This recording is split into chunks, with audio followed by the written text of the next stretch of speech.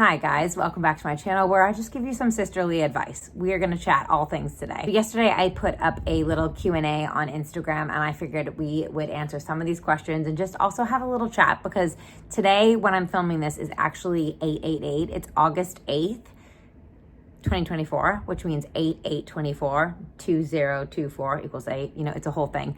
Anyways, it's called the Lionsgate Portal, and I just thought today was a big day for manifestation and also just like a good day to have a quick little chat. So what we're gonna do is answer some of these questions that you guys have asked me on the gram, go into like a little chat about, you know, some sisterly advice and some things that I just figure we should be talking about because I don't know, not that I don't talk enough, but yeah, I don't know. Do you miss living in America and what do you like about living in the UK? So I'm an American, obviously, that lives here in the UK and I love it here. There's definitely a lot of differences. The way that people behave and the way that people act over here is completely different than in America.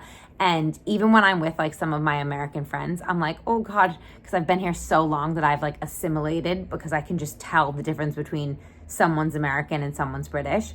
British people are calmer and they're kinder and they're like more methodical when it comes to like dealing with people, whereas Americans are kind of like straight to the point. Like we're quite aggressive. I mean, I'm an East Coast American, which I don't even know, that might be even worse. Basically, East Coast Americans just like get to the point, just cut to the point, tell me what the problem is, let's address this head on. And British people are a little bit more polite and well-mannered and they kind of skirt around things for a little bit.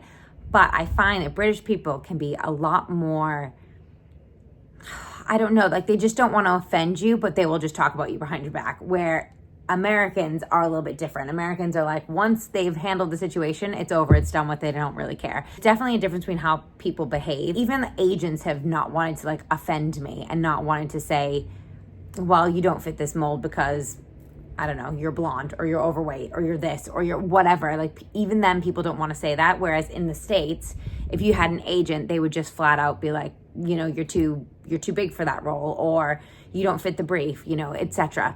And it's very, very like, it's just polite here. Everything's really polite.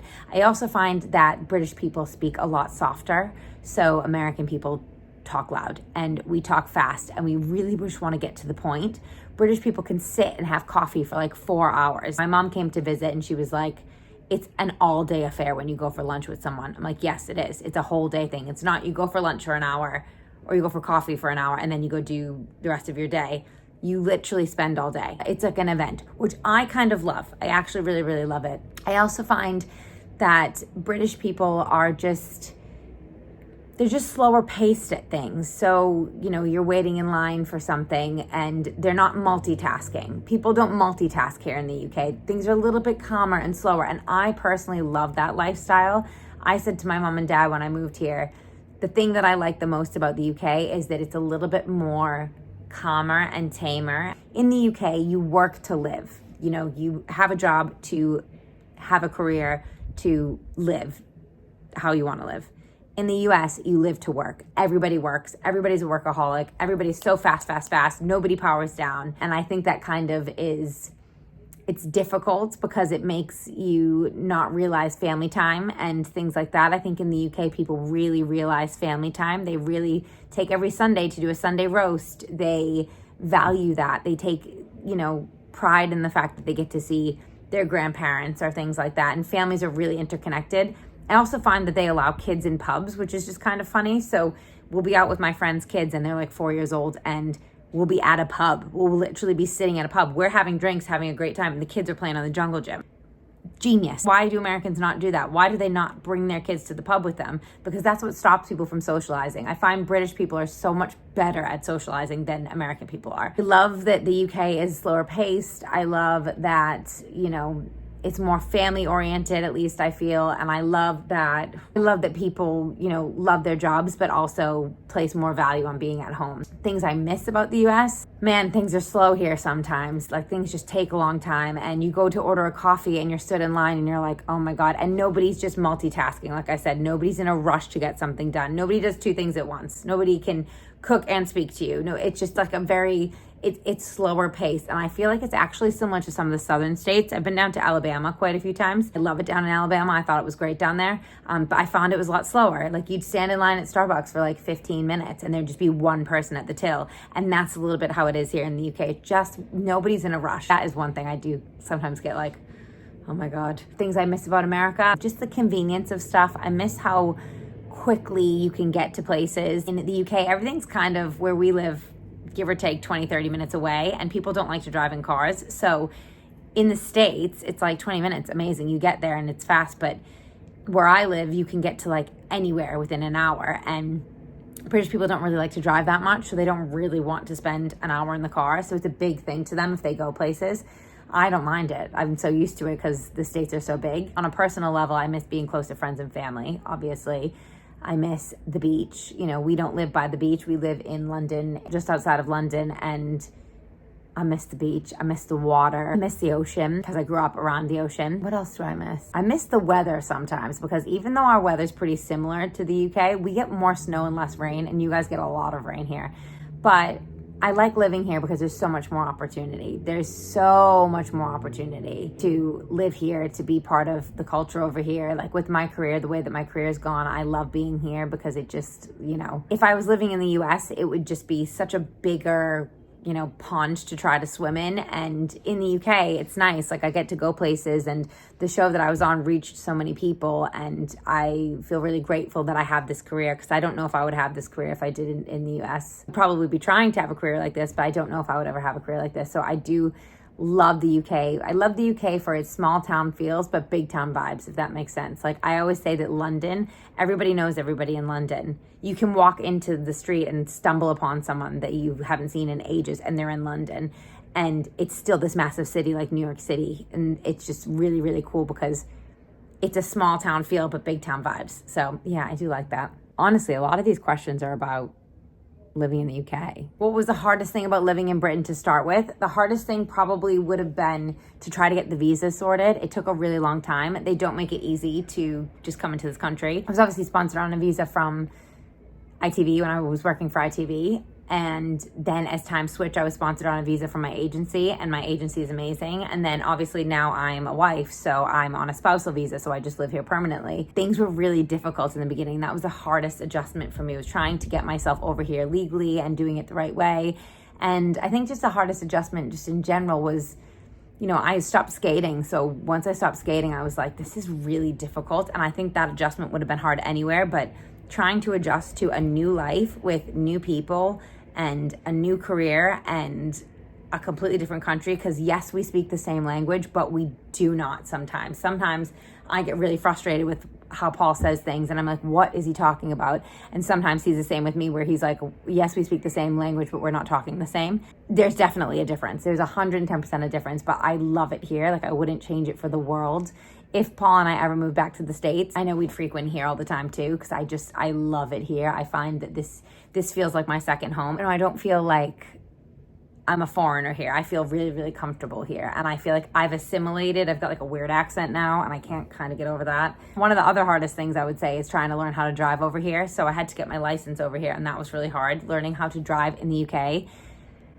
The signs, man, like the signs are just so complicated, and the way that people go around roundabouts, we call them rotaries. It's like there's blinkers here, there, and everywhere. Your indicator needs to be on, and it just was complicated. And I only took a handful of lessons, but I've been driving for like 15 years when I had to take my UK driving license over here, and that sucked. I'm not gonna lie, that was really hard.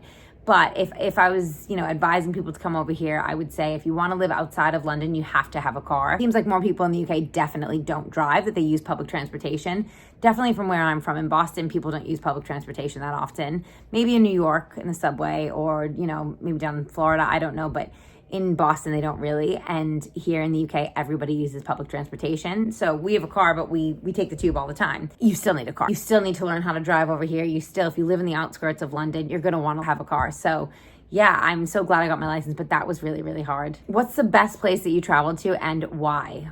Interesting. I've traveled to so many different places, but one of my favorite places that I traveled to is Thailand. I would say Thailand is another level. If you have the opportunity to go to Thailand, first of all, it's dirt cheap. You can live there for weeks at a time and not spend a fortune. We rented a villa and we lived there for almost 7 weeks, and it was one of the best times in my life. And I was only like 19. I didn't even know. I had no idea how amazing it was at the time because I was just getting used to it. I feel a little bit jaded with all my travels because I went to so many cool places. That's definitely one of my favorite places I've ever been. I've been on every continent except for Antarctica, so that's on my list. And I've been pretty much everywhere except I do want to go to Russia. Russia is one of my places on my list, but obviously not now, but I would like to go there at some point. And you know, the figure skating teams in Russia were always phenomenal. And I think that's where I kind of have been like, oh, I'd like to see Russia one day. That's where it's kind of come from me with that like skating background. So many amazing skaters are Russian. So I'd like to go to Russia at some point. What else is on my list of places to see? I would say one of the places I love the most is like the UK and Ireland. Like I loved it over here. So I'm really grateful to be able to be living here. I love Italy. I love Spain, but I'm grateful to be living here where I can get access to them really easily. Would you get another dog? Yes, I definitely want another dog. We're definitely looking into it, but we have a Chow Chow, and Chow Chows are not easy dogs. They're, you know, people complain about them a lot because they can be difficult and they can say that they can be aggressive, but we find that Tony is just more high maintenance, and I want to get another dog, but when he's ready for us to get another dog. And I feel like he kind of rules the roost in our house. So we will get another one, but we'll definitely get a Chow Chow. We'll have 2 Chow Chows, one for him when he gets a little bit older, and also just to be able to, you know, give him a friend and stuff. We'll definitely get another dog. I just don't know when. People keep saying that you have to have a baby first, and we're kind of like, should we get a dog first or a baby first? And yeah, once this extension is over, guys, we'll definitely be like, what should we be doing? Should we get a dog? Should we try for a baby? We'll definitely get another dog. When do you think you'll start a family? So this is a question that I'm not even kidding you. I get asked every single day, from our family to our friends to the community to Facebook to YouTube to Instagram to TikTok to Snapchat. Everybody asks this. Everyone's like, when are you going to get pregnant? Paul and I would love to be pregnant, like soon. We'd love to, you know, start trying for a baby and, you know, hopefully get pregnant quickly. It is difficult, I'll be honest. There's been a lot going on with the stresses in our lives. We had a really stressful couple years with the wedding and with work and with Paul's business. Just moved into their house a couple years ago. I started a brand new career. Then we got engaged. Then we got married. Now we're putting an extension on our house. So there's a lot of pressure on it. And I'll be completely honest, I feel like this question is asked all the time. And I almost want to say it's not rude. Like, I love that I live my life on here, and it's not rude from people that are following. Like, I don't mind it at all. It doesn't bother me, genuinely.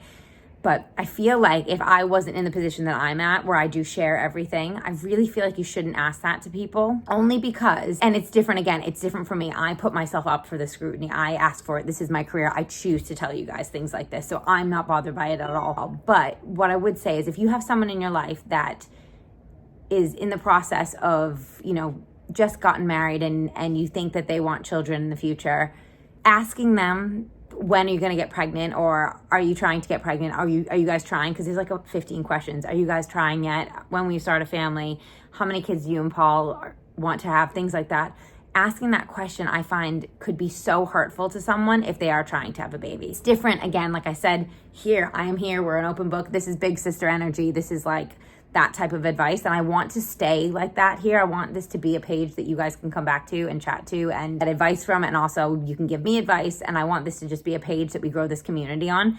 But friendly tip of advice, it was me and I wasn't sharing this stuff, I would hope that people wouldn't ask me that, but they do. But maybe they do because I put myself out there. You know, I think they do because I put myself out and I say all these things on the internet, so they think they can. If I wasn't someone like in my position, I'd find it really difficult to have to answer that question, because what if they are trying? What if they've been trying? What if, you know, they don't want kids? Things like that. I think a better question to ask someone that you think is going to have kids or wants to have kids or things like that is, oh, do you guys want to have children? Do you guys want to start a family?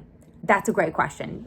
Asking someone if they want to have kids, totally great. Not when are you trying, or are you guys trying already? Because that pressure goes onto someone's head and it can be really, really like heavy. And I felt the heaviness of it already. You know, I've already felt the heaviness of like, oh my God, everyone's just waiting for me to get pregnant. And it feels like a heavy pressure. So I think that it's definitely something you should be careful when you ask people that.